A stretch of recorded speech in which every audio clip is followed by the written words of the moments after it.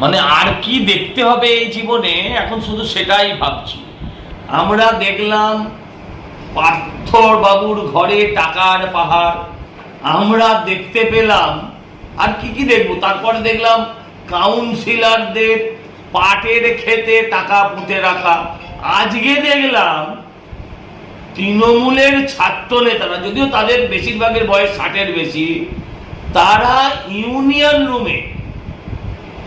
Union রুমে আলমারির ভেতর লাখ লাখ টাকা, এবং সেই টাকাও উইয়ে খেয়েছে। ভাবতে পারেন কত টাকা থাকলে পরে টাকা উইতে খায়। এর আগে আমি দেখিয়েছিলাম এই কলেজের এদের ইউনিয়ন ফান্ডে, কলেজের ফাংশন ফান্ডে 1.5 কোটি টাকার বেশি এখন অব্দি ডিপোজিট আছে।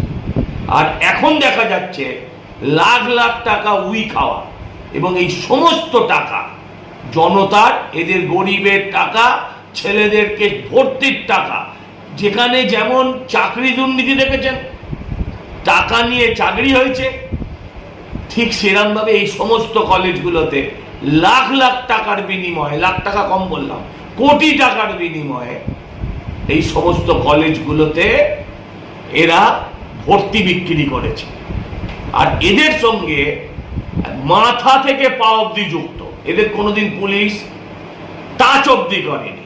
এদের জন্য, এদের টাকা নিয়ে ভর্তির কারণে একটি মেয়ে সুইসাইড করেছে। এদের বিরুদ্ধে এর থেকে অনেক গুরুতর অভিযোগ আছে। তার সত্ত্বেও পুলিশ এদের কোনোদিন কেশাগ্র স্পর্শ করেনি। এদেরকে সারা জীবন জেল কাটালেও বাংলার মানুষের রাগ যাবে না। তাই বলছি যে এদেরকে ইমিডিয়েট গ্রেফতার করা হোক।